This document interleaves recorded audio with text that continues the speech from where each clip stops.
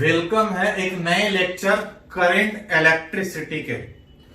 अभी तक दो लेक्चर इस करंट इलेक्ट्रिसिटी में पढ़े थे। क्या क्या पढ़े थे थोड़ा सा एक बार रिवाइज कर लेते हैं। पिछला चैप्टर जो इलेक्ट्रोस्टैट था उसमें हम लोग चार्ज के रेस्ट में रहने के बाद आसपास क्या इफेक्ट होगा उसको सीखे थे। लेकिन इस चैप्टर में हम लोग सीख रहे हैं कि अगर चार्ज रेस्ट में रहने के बजाय अगर एक जगह से अगर दूसरी जगह मोशन में हो तो उसके कारण क्या इफेक्ट होगा। इफेक्ट आगे सीखेंगे। अभी ये सीख रहे हैं कि जो चार्ज मोशन में है उसको रिप्रेजेंट कैसे करेंगे। तो जो चार्ज मोशन में था उसके इफेक्ट को हम चार्ज से लिखने के बजाय करंट से लिख रहे थे, which is defined as rate of flow of charge. दो तरह का करंट फ्लो था। एक अगर एक टाइम गैप में बात कर रहे थे तो वो करंट एवरेज कहला रहा था। एट एनी मोमेंट निकाल रहे थे तो वो इंस्टेंटेनियस कहला रहा था। इसी में क्रॉस मल्टीप्लाई करके निकाल रहे थे। चार्ज पता है डिफरेंशिएट करेंगे तो करंट मिलेगा, उल्टा करंट पता है इंटीग्रेट करेंगे तो चार्ज मिलेगा। इसके बाद ये सीखे कि किसी कंडक्टर में इलेक्ट्रॉन जो फ्री था उसके मोशन के कारण करंट नहीं था।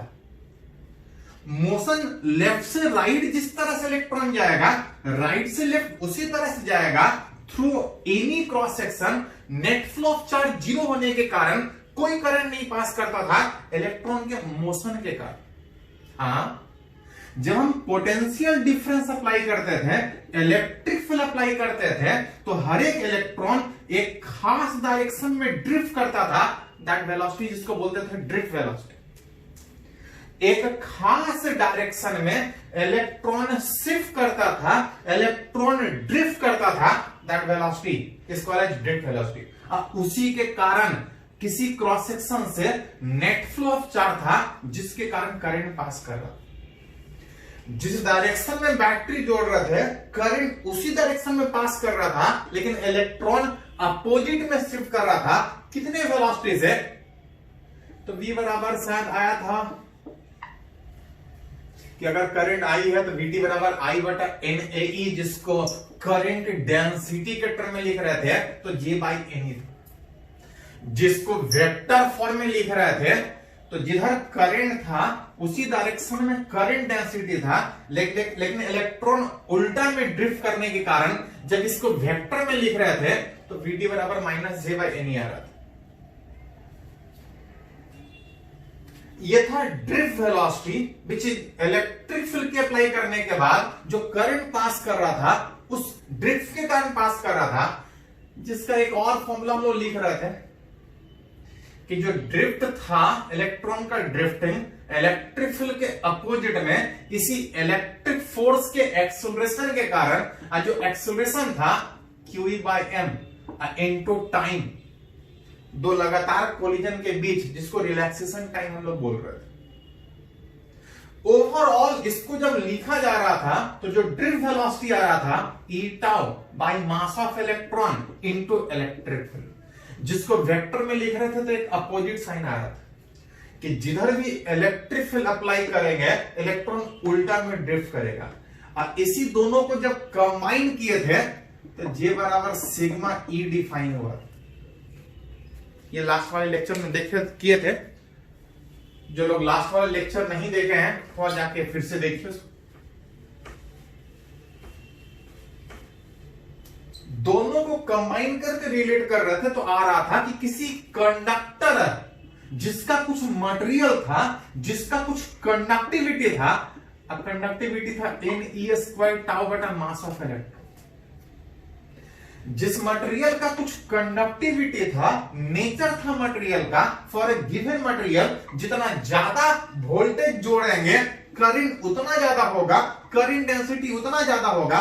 J बराबर सिग्मा इंटू E, जिसको हम लोग ओम्स लॉ बोल रहे थे, जो आप पढ़े थे 10th में V बराबर IR, जो अभी हम लोग रिलेट करेंगे V बराबर IR।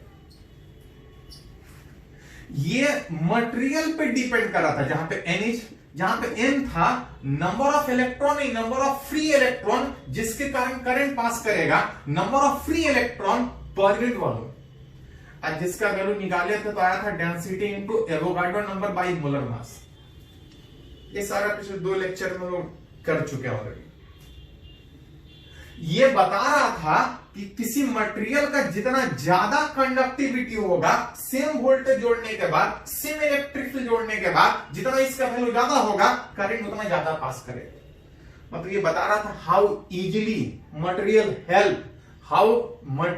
Help to flow the current. इसी को उल्टा करके लिख रहे थे तो resistivity how help, how difficulty, कितना अपोजिशन मटेरियल का था उस कंडक्टर से करंट पास करना।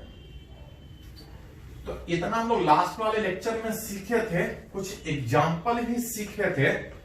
अगर बात और आगे बढ़े और आगे इस चैप्टर में बढ़े तो एक टर्म जो आप 10 से सीखते आ रहे हैं ओम्स लॉ, कि किसी कंडक्टर जिसका कुछ लेंथ होगा, किसी कंडक्टर जिसका कुछ लेंथ होगा और कुछ एरिया होगा, area that is cross section area. Cross section area का मतलब जिस डायरेक्शन में कोई चीज सोच रहे हैं उसके ठीक परपेंडिकुलर किसी एक जगह का एरिया। हर जगह एरिया वही है। किसी कंडक्टर जिसका कुछ लेंथ, जिसका कुछ एरिया, जब हम वोल्टेज जोड़ेंगे तो पढ़े कि करंट पास करें। करंट पास कर रहा था उसके अंदर इलेक्ट्रिक फील्ड के कारण। लास्ट क्लास में डेराइव किए थे कि वोल्टेज जोड़ने के बाद जो अंदर में इलेक्ट्रिक फील्ड है उसके कारण करंट J बराबर सिग्मा E से पास कर रहा था, जहां पे सिग्मा इज कंडक्टिविटी, जिसको जरूरत पड़ने पे रेसिस्टिविटी के भी टर्म में लिख सकते हैं। इज इलेक्ट्रिक फील्ड कंडक्टर के अंदर तब होगा जब वोल्टेज होगा। याद कीजिए हम लोग इलेक्ट्रोस्टैट में पढ़े थे, किसी कंडक्टर के क्रॉस अगर वोल्टेज जोड़ेंगे तो अंदर में इलेक्ट्रिक फील्ड V बराबर ED वाला रिलेशन है किसी भी रीजन में। उल्टा अगर E बराबर अगर बात करें तो V बाई डी। इस कंडक्टर के क्रॉस वोल्टेज जोड़ेंगे, अंदर में इलेक्ट्रिक फील्ड होगा, इलेक्ट्रिक फील्ड को हटा के वोल्टेज के टर्म में लिखे तो V बाई डिस्टेंस जो जोड़ेंगे, यहां पे प्लस यहां पे माइनस, वोल्टेज एक डेवलप हो। कितने लेंथ में? L लेंथ में। कितना voltage? V voltage. Electric field कितना? V बाई L लिख सकते हैं। अब करंट डेंसिटी को अगर लिखा जाए तो करंट डेंसिटी था करंट पर यूनिट एरिया, जिसको थोड़ा सा अरेंज करके अगर लिखा जाए तो V बराबर रो L by A into I. Arrange कीजिए, क्रॉस मल्टीप्लाई करके। इस रो L बाई A को हटा के लिखा जाए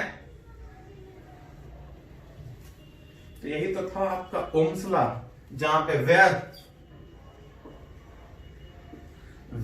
R बराबर, किसको R लिखे थे तो R बराबर था रो L बाई A, जो 10th में सीखे थे। किसी कंडक्टर के क्रॉस वोल्टेज जोड़ेंगे, उससे कुछ करंट पास करेगा, उससे कुछ करंट पास करेगा। कौन सा रिलेशन है? V बराबर IR, जहां से अगर रिलेट करें तो R बराबर रो L बाई A, जहां पर रो इज, तो रो था रेसिस्टिविटी, मटेरियल का नेचर, कौन सा मटेरियल, एल्युमिनियम है कि कॉपर, मटेरियल पे डिपेंड कर रहा था रेसिस्टिविटी मटेरियल का। L और A इस कंडक्टर का एरिया। हर कंडक्टर का लेंथ सेम होगा तो नहीं, अलग अलग शेप का कंडक्टर होगा तो लेंथ अलग होगा, एरिया अलग होगा। हाँ, ये किस पे डिपेंड करेगा? मटेरियल। तो ध्यान दिए थोड़ा सा, ये इसको बोलते हैं किसी कंडक्टर के मटेरियल का अपोजिशन। अब कंडक्टर के मटेरियल के अपोजिशन के साथ साथ अगर कंडक्टर का लेंथ और एरिया अगर कंसीडर करें तो R बराबर रो L बाई A, इसको बोलते हैं total opposition. Total opposition of material नहीं, ये मटेरियल का अपोजिशन था, ये मटेरियल के बजाय total opposition of a conductor and it is called as resistance.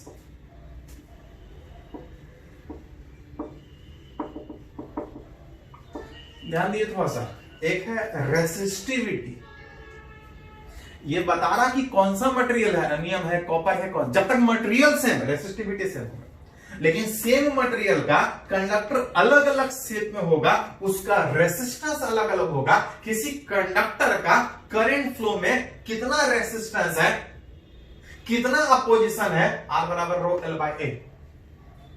जहां पे थोड़ा ध्यान रखिएगा, L is length, A is area, area नहीं, A is cross section area. Cross section area का मतलब करंट फ्लो के किसी एक जगह का एरिया, उसके परपेंडिकुलर में किसी एक जगह का एरिया। हाँ, इसी में टर्म है, कभी कभी पूछा जाएगा, इसको बोलते हैं कंडक्टेंस। क्या भाषा, एक था कंडक्टिविटी, ये मटेरियल पे डिपेंड कर रहा था, उसका उल्टा रेसिस्टिविटी, ये भी मटेरियल पे डिपेंड कर रहा था।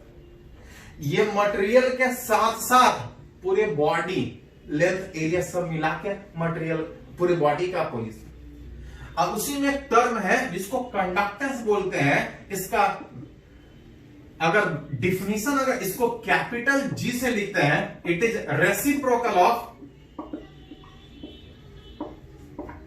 रेसिस्टेंस।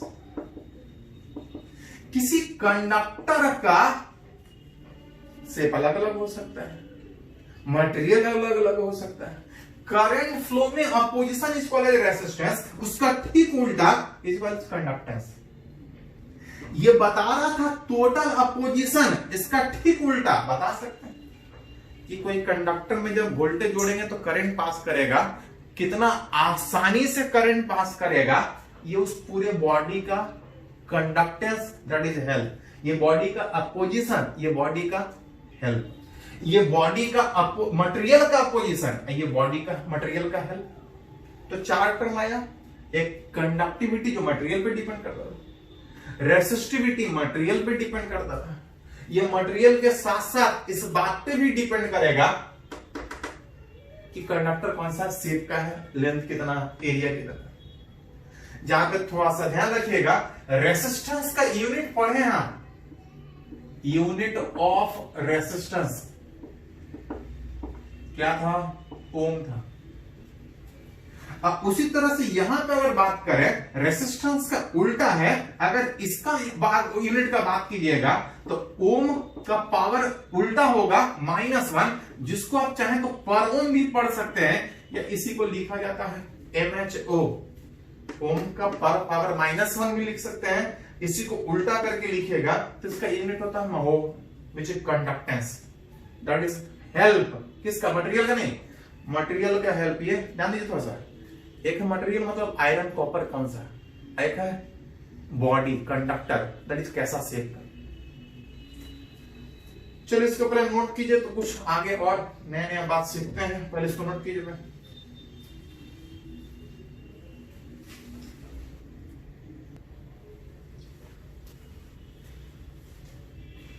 तो अभी सीखे ओम्स लॉ कि किसी कंडक्टर के अक्रॉस जब वोल्टेज जोड़ेंगे तो करंट पास करेगा, कुछ अपोजिशन होगा, मटेरियल का अपोजिशन था, पूरे बॉडी का अपोजिशन था, मटेरियल का अपोजिशन इज रेसिस्टिविटी, अब पूरे बॉडी का अपोजिशन इज रेसिस्टेंस।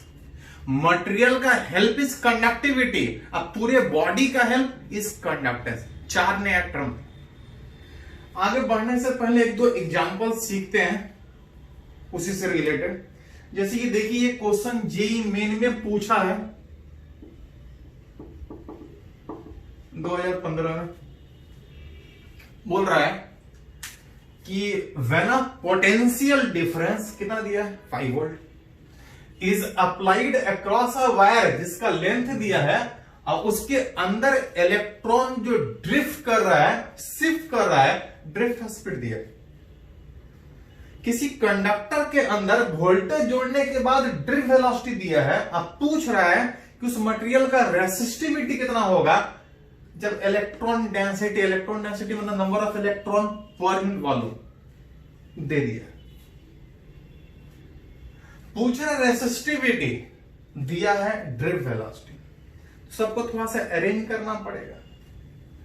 एज जो ड्रिफ्ट वेलोसिटी था जिसको हम लोग दो टर्म में निकाले थे, एक करंट के टर्म में निकाले थे, एक निकाले थे इलेक्ट्रिक फील्ड के टर्म में। ध्यान दीजिए थोड़ा सा, यह था इलेक्ट्रिक फील्ड और रिलैक्सेशन टाइम जिसको बोलते थे, दो मॉलिक्यूल के बीच लगातार कोलिजन में कितना टाइम जब लगा था। ड्रिफ्ट वेलोसिटी अगर करंट के टर्म में चाहिए तो इसको यूज करेंगे, अगर रिलैक्सेशन टाइम के टर्म में, मॉलिक्यूल के गैप के टर्म में होगा तो यहां से रिलेट करेंगे। बोल रहा वोल्टेज जोड़ने के बाद अंदर इलेक्ट्रॉन मूव कर रहा है, इलेक्ट्रॉन डेंसिटी n दिया है, number of electron per unit volume, और इसको थोड़ा सा हमको लिखना पड़ेगा रेसिस्टिविटी के टर्म। Vt दे दिया है, n दे दिया है, नंबर ऑफ इलेक्ट्रॉन, एरिया नहीं दिया है, करंट नहीं दिया है, करंट के जगह वोल्टेज दिया है 5 वोल्ट। तो थोड़ा सा इसको अरेंज करना पड़ेगा जिसके टर्म में दिया है। यहां से थोड़ा सा अरेंज कीजिएगा तो Vt बराबर I बटा NE में इस I को ओम्स लॉ से V बराबर IR में I बराबर V बाई R लिख सकते हैं। I बराबर V बाई R, साथ में NAE में वोल्टेज दिया था, रेसिस्टेंस नहीं दिया है, रेसिस्टिविटी पूछा है। तो इस रेसिस्टेंस को हटा के अगर रेसिस्टिविटी के टर्म में लिखे तो क्या लिखना पड़ेगा? R बराबर रो L by N into AE में A वाला हट जाएगा, V by rho L NE, ये वाला फैक्टर हट जाएगा। और यही सब तो पूछ देंगे, थोड़ा सा सब कुछ दिया है, ड्रिफ्ट स्पीड दे दिया है, वोल्टेज दिया है, रेसिस्टिविटी पूछा है, लेंथ दिया है, number of electron per unit volume, electron density, number of electron per unit volume n दिया है, ई इलेक्ट्रॉनिक चार्ज हो तो पता ही है। तो थोड़ा सा अरेंज कर लीजिए। हमको चाहिए रेसिस्टिविटी, हेंस जो रेसिस्टिविटी मेरे को जो चाहिए ये ऊपर आ जाएगा, रो बराबर V इज पोटेंशियल डिफरेंस, ये नीचे चला जाएगा VDL इंटू N इंटू, जो पढ़े हैं उसी को थोड़ा सा खाली अरेंज करना है।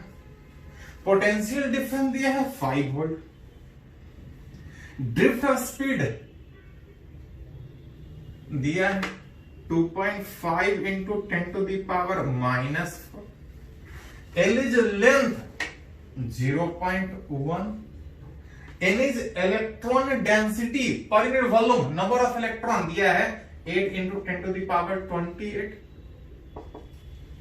E इज इलेक्ट्रॉनिक चार्ज 1.6 गुना 10 का पावर -19।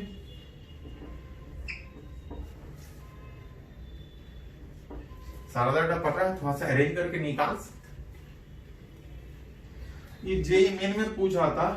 एक और क्वेश्चन है, ये मेडिकल के किसी एग्जाम में 2019 जिपमॉर में शायद पूछा है, मेडिकल वाले एग्जाम। देखिए थोड़ा सा इसी तरह से बोल रहा है, रेसिस्टिविटी किसी कॉपर का पिछले बार निकालना था, इस बार दे दिया, और रेसिस्टिविटी दे दिया है, number of free electron small n दिया हुआ है, मोबिलिटी लास्ट वाले लेक्चर में टर्म डिफाइन किए थे, मोबिलिटी डिफाइन किए थे जिसको म्यू से लिख रहा थे, इसका वैल्यू था drift velocity per unit electric. Electric field apply करने के बाद इलेक्ट्रॉन ड्रिफ्ट कर रहा था, इलेक्ट्रॉन कितने से ड्रिफ्ट कर रहा था उसको drift velocity per unit electric field, जिसको मोबिलिटी बोल रहा था, वही मोबिलिटी हमसे पूछ रहा है। आप चाहें तो drift velocity per unit electric field molecular gap relaxation time के टर्म में निकाल सकते हैं, जो कि जरूरत पड़ने पे ईटाओ बाय एम लिख सकते हैं। मतलब अगर इस तरह से अगर डाटा देता, जैसे ई इलेक्ट्रॉन ही मालूम है, मास ऑफ इलेक्ट्रॉन मालूम है, अगर रिलैक्सेशन टाइम दो मॉलिक्यूल के बीच का अगर टाइम गैप दे दे कोलिजन के बीच का, तो हम मोबिलिटी निकाल सकते हैं। लेकिन अगर गौर से क्वेश्चन में देखिएगा तो रिलैक्सेशन टाइम देने के बजाय रेसिस्टिविटी दिया है, number of free electron per unit volume दिया है, और तब पूछ रहा कि मोबिलिटी कितना। अगर ये देता तो यहां से निकालता है, लेकिन ये नहीं दिया है, तो एक और दूसरे फॉर्म में हमको लिखना पड़ेगा। इसको रेसिस्टिविटी के टर्म में हमको लिखना पड़ेगा। थोड़ा सामने अगर अरेंज किया जाए, चलिए इसको थोड़ा सा यहीं पे फिर से अरेंज करते हैं, यहां से सोचने के बजाय इसके टर्म में नहीं सोच सकते, दूसरे टर्म में हमको सोचना पड़ेगा। VD को हटा के आप लिख सकते हैं I बटा NE, I बटा NAE ड्रिफ्ट वेलोसिटी करंट के टर्म, जिसको जरूरत पड़ने पे करंट पर यूनिट एरिया को करंट डेंसिटी लिख सकते हैं।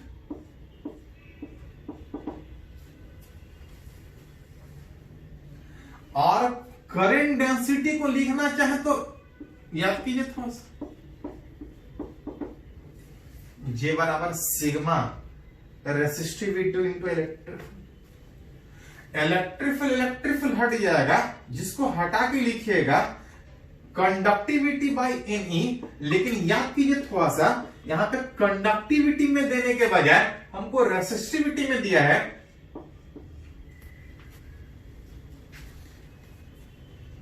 One by resistivity is conductivity. एक ये ड्रिफ्ट वेलोसिटी का नहीं, ये मोबिलिटी का फॉर्मूला है।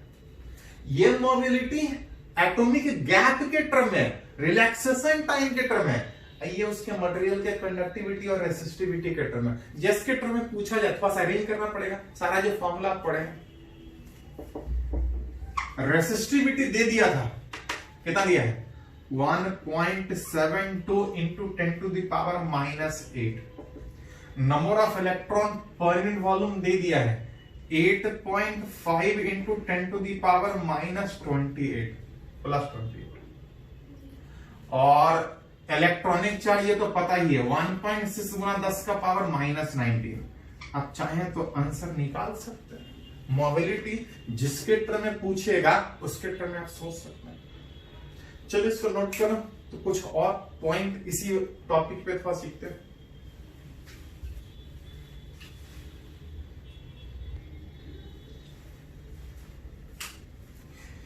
तो हम लोग सीख रहे हैं कि किसी कंडक्टर के क्रॉस करंट तब पास करेगा जब बैटरी जोड़ेंगे, क्यों पास करेगा करंट, सारा एक एक करके सीख रहा है। इसी में टर्म सीखे ओम्स लॉ कि किसी भी कंडक्टर के क्रॉस वोल्टेज जोड़ेंगे, करंट होगा V बराबर IR, जो कि हम लोग डेराइव किए थे J बराबर सिग्मा इंटू ए। दोनों ओम्स लॉ बोल सकते हैं, इसको भी ओम्स लॉ बोल सकते हैं, इसको भी ओम्स लॉ बोल सकते हैं। ये जो डेराइव हुआ था इसी से डेराइव हुआ था। उसी में एक दो टर्म है, एक को बोलते हैं ओमिक कंडक्टर, एक को बोलते हैं नॉन ओमिक कंडक्टर। है क्या, किसी भी कंडक्टर में बैटरी जोड़ेंगे करंट पास करेगा, and according to Ohm's law V बराबर IR। लेकिन ध्यान दीजिए थोड़ा सा, सारे मटेरियल से जिससे भी करंट पास करता है, सारे मटेरियल से V बराबर IR के हिसाब से करंट नहीं पास करता है।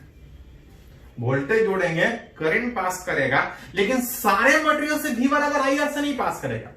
कुछ कुछ मटेरियल ऐसा भी होता है जिसमें जब आप वोल्टेज जोड़िएगा तो करंट अलग रूल के हिसाब से पास करेगा। हाँ, जब तक नहीं कुछ बोला जाए मटेरियल नॉर्मल सोचेंगे, और नॉर्मल सारा जितना भी मटेरियल है, एल्युमिनियम, कॉपर, सिल्वर, जिससे भी आप करंट पास करने का बात कर रहे हैं, नॉर्मल कंडीशन में सारा वो ओम्स लॉ को ही फॉलो करेगा। Which a conductor which follow ohm's law, उसको बोलते हैं ओमिक कंडक्टर।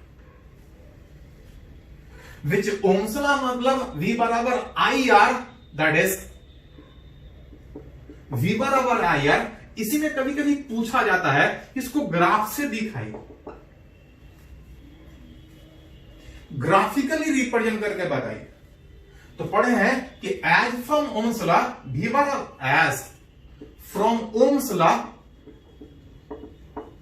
V बराबर IR, इसको कभी कभी ग्राफ के टर्म में पूछा जाता है। और याद कीजिए थोड़ा सा, ग्राफ आपको जो थोड़ा बहुत समझ में आता है एक्स और वाई के टर्म में, कीजिए क्या कि जिसका भी ग्राफ खींचना है उसको एक्स और वाई के टर्म में लिख लीजिए।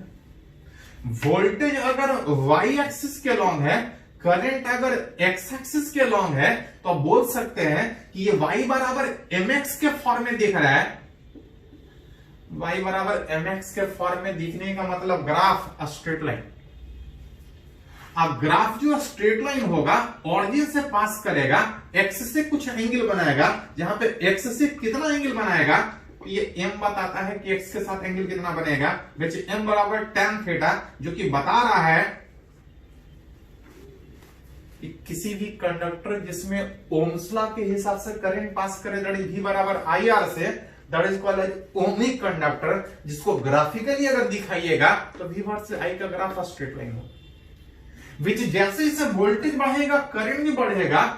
फॉर अ गिवन कंडक्टर जैसे जैसे वोल्टेज बढ़ेगा करंट भी बढ़ेगा, ग्राफ स्ट्रेट लाइन। अब ग्राफ कितना तिरछा है, इसका एंगल कितना होगा, वो उस कंडक्टर का रेसिस्टेंस बताएगा। जितना रेसिस्टेंस ज्यादा होगा एंगल उतना ज्यादा होगा। इसी में कभी कभी बोला जाएगा कि V वर्सेस I के बजाय, V वर्सेस I के बजाय बोला जाएगा कि I वर्सेस V का ग्राफ खींचे। ये जो ग्राफ खींचे थे वो ओम्स लॉ में V बराबर I का, इस बार बोल रहे हैं I वर्सेस V का। I वर्सेस अगर V का ग्राफ खींचिएगा, जब तक नहीं कुछ बोला जाए, ओमिक कंडक्टर V बराबर IR में ग्राफ हमको समझ में आता है एक्स और वाई के टर्म में।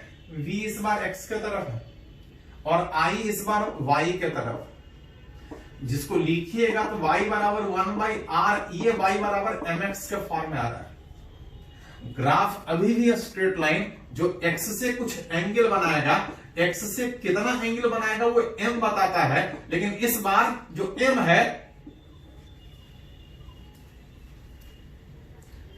V वर्सेस I वाले ग्राफ में जितना रेसिस्टेंस ज्यादा एंगल उतना ज्यादा होगा, लेकिन I वर्सेस V वाले में जितना रेसिस्टेंस ज्यादा होगा एंगल उतना कम बनेगा। ठीक उल्टा हो। तो कभी कभी ये भी रहेगा कि ऐसा ऐसा एक नहीं दो ग्राफ खींच देगा, बोलेगा बताओ कि किसका रेसिस्टेंस ज्यादा है। V वर्सेस I में जिसका एंगल ज्यादा होगा उसका रेसिस्टेंस ज्यादा होगा, और I वर्सेस V में जिसका एंगल ज्यादा होगा उसका रेसिस्टेंस कम। इसी में टर्म है non ohmic conductor. Normal condition में सारे मटेरियल, कॉपर, एल्युमिनियम, स्टील, जिससे भी करंट पास करने का आप सोच रहे हैं, नॉर्मल कंडीशन में V बराबर IR से होता है। लेकिन कुछ कुछ मटेरियल, कंडक्टर उसको नहीं बोलते हैं, कुछ कुछ मटेरियल जिससे करंट पास करता है, लेकिन V बराबर IR के हिसाब से बजाय किसी और रूल से पास करेगा। किसी और रूल से पास करने के मतलब कि V वर्सेस I का जो ग्राफ ओमिक वाले कंडक्टर में स्ट्रेट लाइन था, हो सकता है कुछ तिरछा हो। नॉर्मल कंडीशन में ऐसा होता है, लेकिन कुछ कुछ मटेरियल ऐसा भी है कि वोल्टेज बढ़ाइएगा तो करंट कुछ और तरीके से पास करेगा। वोल्टेज बढ़ाइएगा करंट कुछ और तरीके से पास करेगा, कुछ इस तरह से। उसमें एग्जाम्पल अगर बात कीजिएगा तो आगे सीखना है। मॉडर्न फिजिक्स एक चैप्टर लास्ट है फिजिक्स का, इसमें डायोड एक टर्म नाम सुने होंगे, यूज नहीं समझ में नहीं आता होगा, लेकिन आगे पढ़िएगा, हम लोग को पढ़ना है मॉडर्न फिजिक्स में। उसमें शुरू में कम वोल्टेज में बहुत कम करंट पास करता है, हल्का भी वोल्टेज बढ़ाएंगे तो बहुत ज्यादा करंट पास करेगा। देखिए ये नॉन ओमिक कंडक्टर है, जिसमें V बराबर IR का रूल के बजाय कुछ और रूल के हिसाब से करंट पास करेगा। तो अभी ज्यादा यहां हम लोग डिस्कस नहीं कर सकते हैं, डिटेल में हम लोग सीखेंगे मॉडर्न फिजिक्स। पहले इसको थोड़ा सा कंप्लीट कीजिए।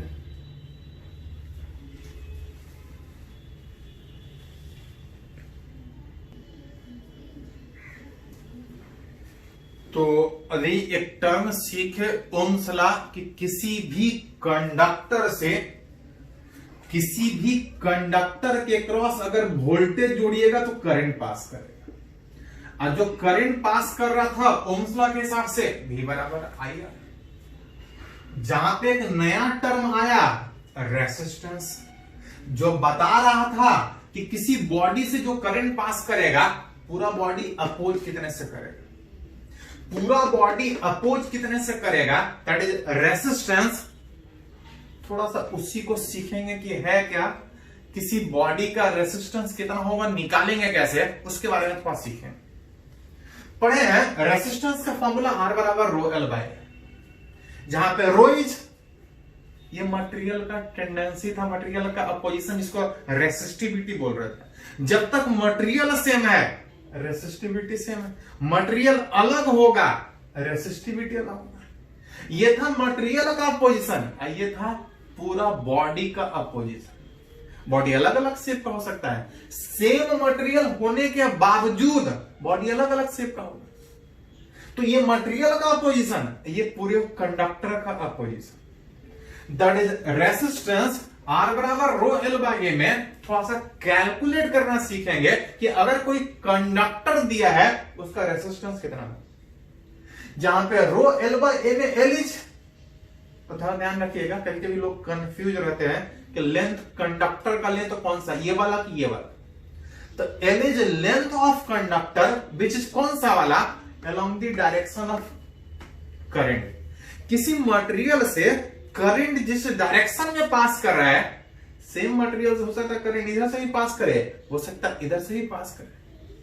करंट जिस डायरेक्शन में पास करे उस डायरेक्शन वाला लेंथ, और साथ साथ as area, area that is cross section area. Cross section मतलब करंट जिस डायरेक्शन में फ्लो कर रहा है उसके ठीक परपेंडिकुलर किसी एक जगह का area, that is cross section area of a conductor perpendicular to flow of current. तो फॉर्मूला तो आसान है, ये 10th में भी सीखे थे ये फॉर्मूला। थोड़ा सा अलग अलग कंडीशन में किसी कंडक्टर का रेसिस्टेंस कितना होगा थोड़ा सा कैलकुलेट करना सीखेंगे। नीचे बोल सकते हैं इस फॉर्मूला को यूज करना सीखेंगे। जहां पे पहला कंडीशन में सीखना चाह रहा है फॉर अ क्यूबाइडिकल कंडक्टर, एक कंडक्टर एक क्यूबाइड शेप का है जिसका कुछ लेंथ हो, जिसका कुछ विड्थ होगा और जिसका कुछ थिकनेस होगा। निकालना चाह रहे हैं इस कंडक्टर का रेसिस्टेंस कितना होगा। रेसिस्टेंस लेंथ और एरिया पे डिपेंड करता है, और लेंथ और एरिया सेम बॉडी से करंट कौन से डायरेक्शन में फ्लो करेगा उस पर डिपेंड करेगा। जैसे अगर इस कंडक्टर में बैटरी जोड़े ऐसा कि करंट ऊपर से नीचे पास करे,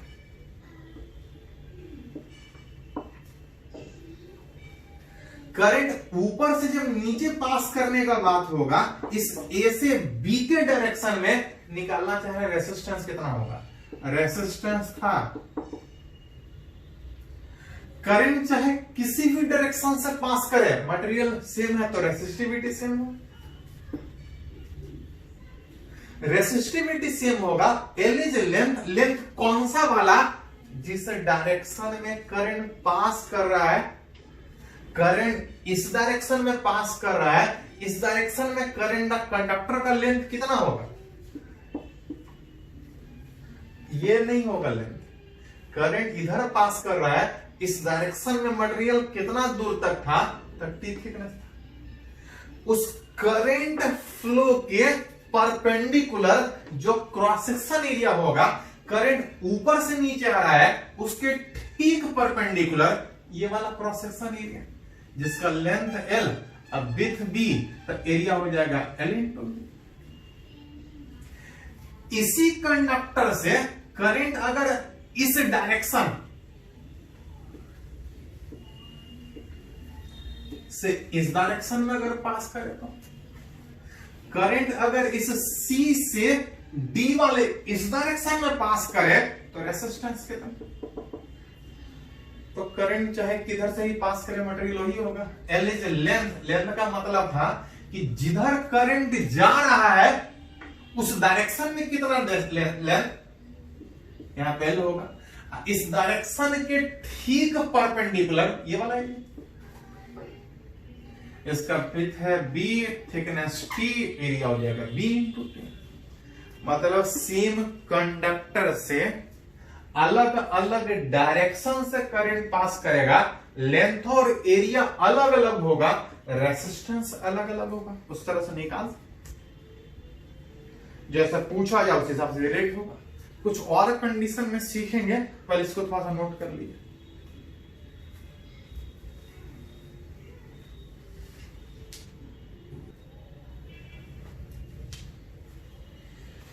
तो हम लोग कैलकुलेट करना सीख रहे हैं कि सेम बॉडी से करंट अलग अलग डायरेक्शन में पास करेगा, लेंथ और एरिया अलग अलग होने के कारण सेम बॉडी का रेसिस्टेंस अलग अलग होगा। वही सीखना चाह रहे हैं कि अगर हमको कोई बॉडी दे दे, अब पूछे उसका रेसिस्टेंस कितना होगा, तो कैसे रिलेट करें। जैसे इस बार निकालना चाह रहे हैं एक हॉलो कंडक्टिंग सिलेंडर, एक सिलेंडर अंदर से कुछ कट किया हुआ हॉलो है, जिसका कुछ इनर रेडियस है, इसका कुछ आउटर रेडियस है, इसका कुछ लेंथ होगा। रिलेट करना चाह रहा है कि इस कंडक्टर जहां पे बीच में मटेरियल भरा है, अंदर खाली है, एल लेंथ, इनर रेडियस ए, आउटर रेडियस बी, जिसका कुछ मटेरियल का रेसिस्टिविटी होगा, निकालना चाह रहे हैं इसका रेसिस्टेंस कितना होगा। पढ़े हैं कि सेम कंडक्टर से रेसिस्टेंस इस बात पे डिपेंड करेगा कि करंट कौन से डायरेक्शन में पास कर रहे हैं। अगर इस कंडक्टर से करंट अगर इस ए वाले पॉइंट से इन करता हुआ अगर बी वाले पॉइंट से अगर बाहर निकले तो निकालना इसका रेसिस्टेंस कितना होगा। रेसिस्टेंस था R बराबर rho L by. Rho is material का अपोजिशन, करंट चाहे जिस डायरेक्शन में पास करे मटेरियल वही। एल इज करंट जिस डायरेक्शन में जा रहा है उस डायरेक्शन के परपेंडिकुलर वाला, सॉरी लेंथ वाला, जिस डायरेक्शन में करंट पास कर रहा है उस डायरेक्शन वाला लेंथ दिए। जो एरिया था उस करंट फ्लो के परपेंडिकुलर किसी एक जगह क्रॉस सेक्शन एरिया, पूरा भरा होता तो पाई बी स्क्वायर होता, पूरा भरा होने के बजाय अंदर से खाली है तो उतना घटा नहीं। दैट इज रेसिस्टेंस इस कंडक्टर। इसी कंडक्टर का रेसिस्टेंस एक और कंडीशन में निकालना चाह रहा है, लेकिन इस बार करंट इस साइड से पास करके इस साइड से इन करके यहां से बाहर निकल रहा।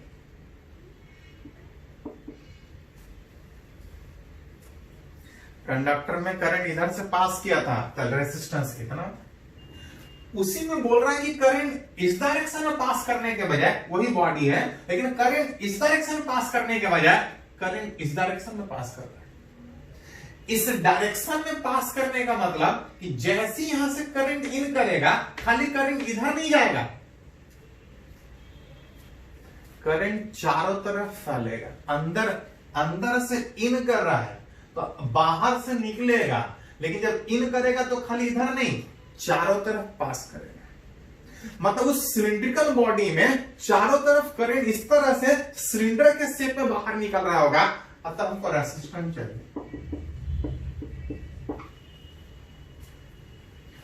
रेसिस्टेंस कितना होता है, रो, मटेरियल चाहे किधर से भी पास करे मटेरियल तो ही होगा। एल इज लेंथ, कौन सा लेंथ, तो लेंथ था जिस डायरेक्शन में करंट पास कर रहा है उस डायरेक्शन में मटेरियल का लेंथ। करंट इस डायरेक्शन में पास कर रहा है, लेंथ ये वाला होगा, अगर इनर रेडियस ए आउटर रेडियस बी, तो ये लेंथ हो जाएगा बी माइनस है। करंट इधर से, ये बी था ये ए था, इतना वाले लेंथ से पास करेगा।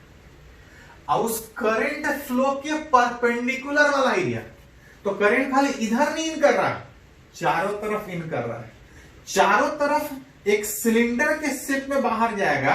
और जब सिलेंडर का एरिया का बात कीजिएगा, सिलेंडर के शेप में बाहर जा रहा है, एरिया हो जाएगा 2 पाई आर।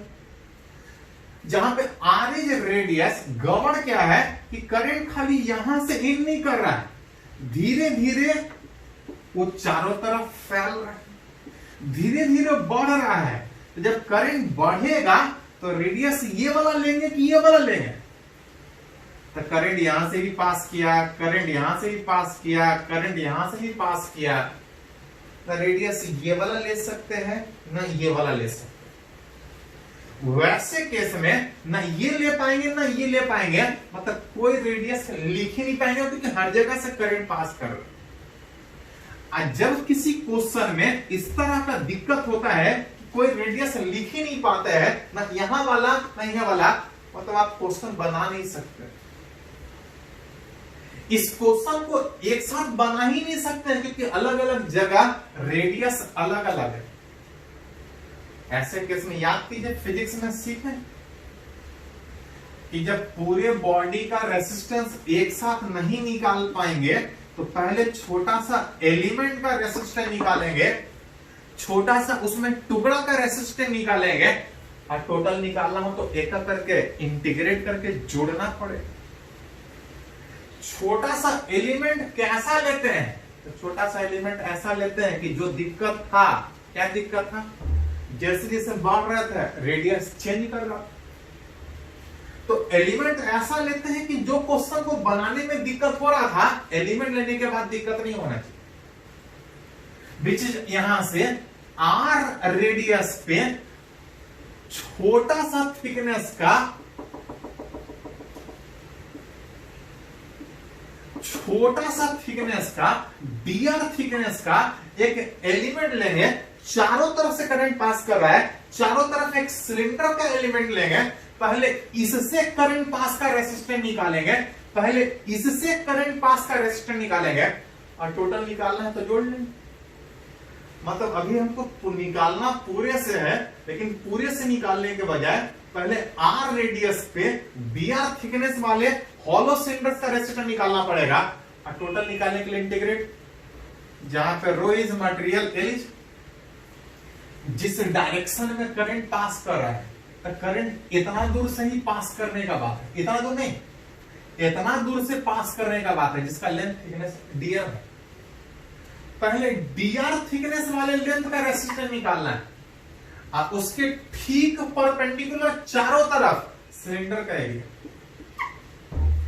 पहले छोटा सा एलिमेंट का रेसिस्टेंस निकालेंगे, एक एक करके यहां से यहां तक जोड़ लेंगे, बीच R is equal to A से R is equal to B तक। Rho by 2 pi L constant, खाली डीआर बाई आर वेरिएबल है, रेडियस चेंज कर रहा आगे बढ़ने के बाद। इनर रेडियस ए से बी तक, rho by 2 pi L, dr by r का इंटीग्रेशन एल एन आर होता है, डीआर बाई आर का इंटीग्रेशन एल एन आर होता है। जहां से लिखिएगा तो एल एन आर लिमिट अभी बाकी है, आर बराबर ए से आर बराबर बी तक, which is rho by 2 pi L, limit बैठाइएगा तो L N B minus L N A, जिसको हटा के लिखिएगा तो थोड़ा ध्यान दीजिए, सेम बॉडी का करंट इस डायरेक्शन से पास किया तो रेसिस्टेंस कुछ और,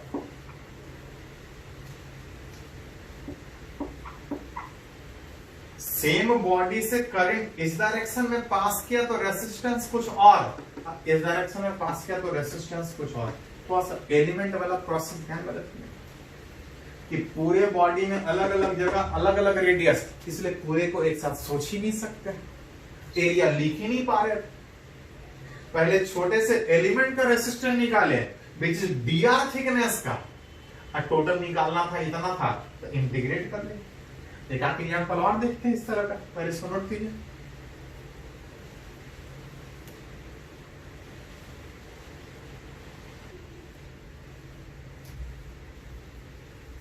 तो एक और केस में रिलेट करना चाह रहे हैं, एक और शेप ऑफ कंडक्टर का रेसिस्टेंस निकालना चाह रहे हैं कि वोल्टेज जोड़ेंगे तो मटेरियल का अपोजिशन, मटेरियल नहीं पूरे कंडक्टर का अपोजिशन कितना हो। इस बार एक कोनिकल कंडक्टर कुछ इस शेप में,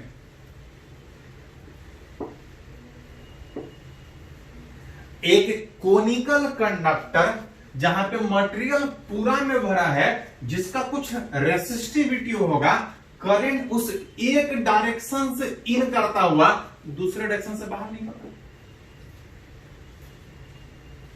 करंट इधर से इन कर रहा है, यहां पे रेडियस ए जैसे जैसे बढ़ रहा है, रेडियस बढ़ रहा है, यहां का रेडियस बी, कंडक्टर कुछ लेंथ का होगा, मान ले रहे लेंथ एल, मटेरियल का रेसिस्टिविटी रो, तब निकालना चाह रहे हैं कि इसका रेसिस्टेंस कितना है। किसी भी कंडक्टर का जो रेसिस्टेंस था R बराबर रो एल में, रो इज मटेरियल का रेसिस्टिविटी, एल इज जिस डायरेक्शन में करंट पास कर रहा है उस डायरेक्शन के अलोंग कंडक्टर का लेंथ दिया है एल, और जिधर करंट पास कर रहा है उस करंट फ्लो के ठीक परपेंडिकुलर, करंट फ्लो के ठीक परपेंडिकुलर ये वाला है।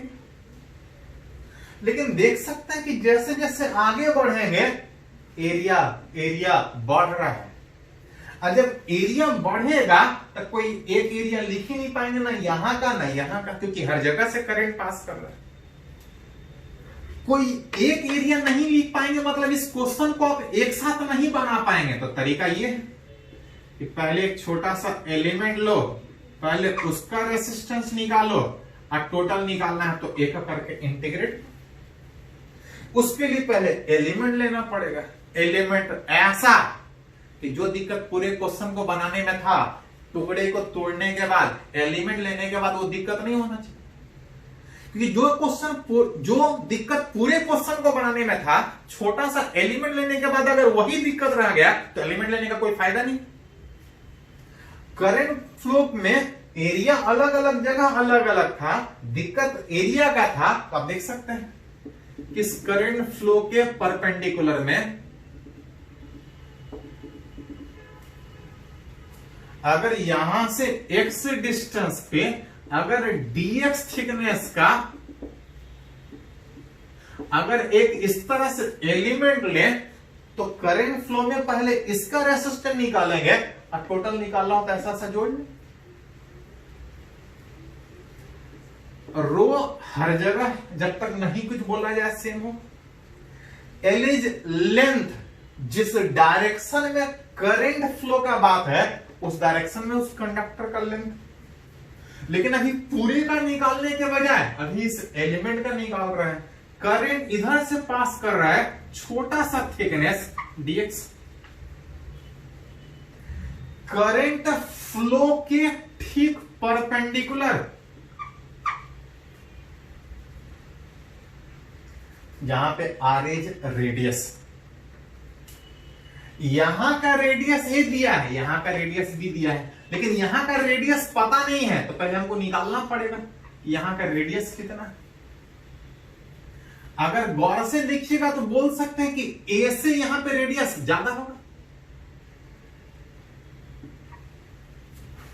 और आप बोल सकते हैं कि ए से ज्यादा होगा। ए से कितना ज्यादा होगा तो ध्यान दीजिए थोड़ा सा, यहां पे रेडियस ए, यहां रेडियस बी, आगे बढ़ रहा है रेडियस बढ़ेगा। कितना बढ़ेगा तो ए से तो ज्यादा होगा चाहे जितना भी बढ़े। हाँ, ए से बढ़ के बी हो गया, कितना बढ़ गया, तो यहां ए था यहां बी था, बढ़ा कितना, बी माइनस है, लेकिन बी माइनस ए इतना दूर में बढ़ा, बी माइनस ए इतना दूर में बढ़ा, कितना दूर में बढ़ा तो एल डिस्टेंस में बढ़ा। एल डिस्टेंस में बी माइनस ए बढ़ा तो एक डिस्टेंस में कितना बढ़ेगा,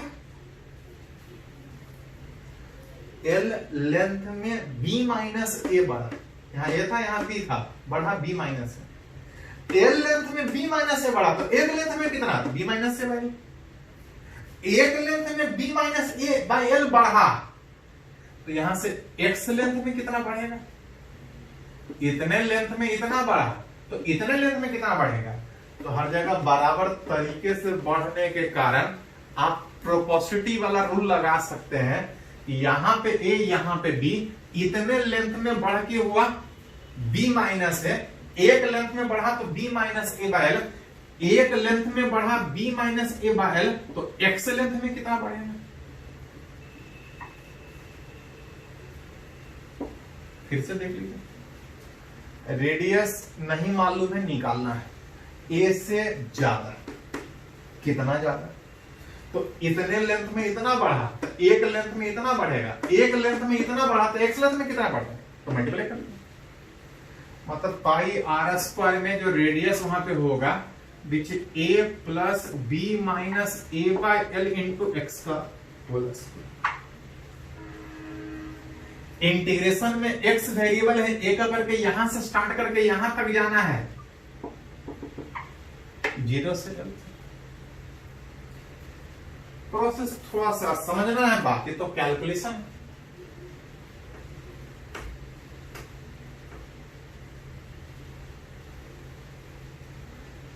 कैलकुलेशन में अगर गौर से देखिएगा तो खाली x वेरिएबल, बाकी सब कांस्टेंट। और याद कीजिए थोड़ा सा,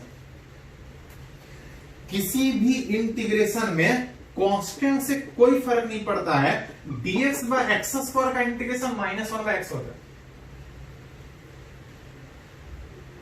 ज्यादा है तो आप अरेंज कर सकते हैं, नीचे में फॉर्मूला नहीं काम करता। x का पावर -2 का इंटीग्रेशन, x का पावर -2 का इंटीग्रेशन, जितना इंटीग्रेशन में पावर जुड़ता है अरेंज कीजिएगा तो -1/x।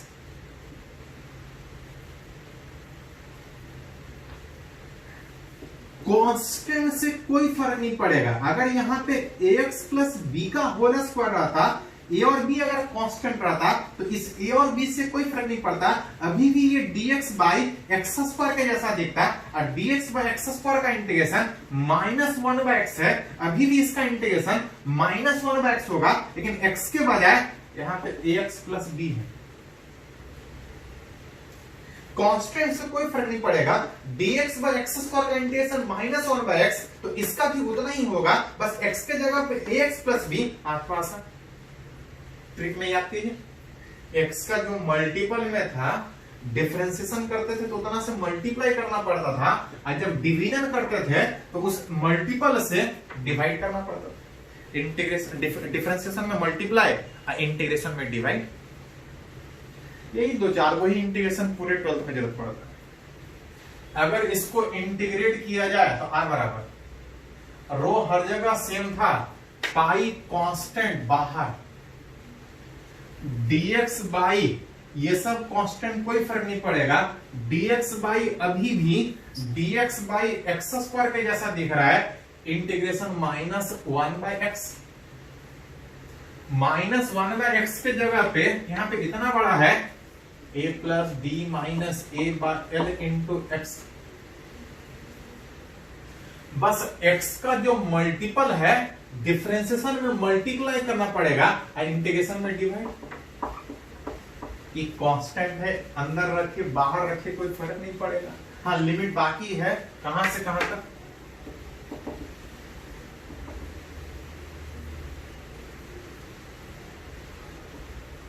इस l को ऊपर लेके जाइएगा तो रो l बटा पाई b माइनस, ये कांस्टेंट बाहर। लिमिट बैठाइएगा तो सबसे पहले अपर लिमिट l बैठाइएगा x के जगह पे, x के जगह पे l बैठाएगा तो l cancel out, a cancel out, बच जाएगा b। लोअर लिमिट में माइनस, जहां जहां x है वहां वहां पे जीरो में -1, जीरो बैठाएंगे तो पूरा कैंसिल। रो l बटा पाई b minus a, minus minus plus, LCM लीजिएगा तो a इंटू बी में ये हो जाएगा -a, ये हो जाएगा प्लस, ये वाला फैक्टर हट जाएगा और जो बच रहा है,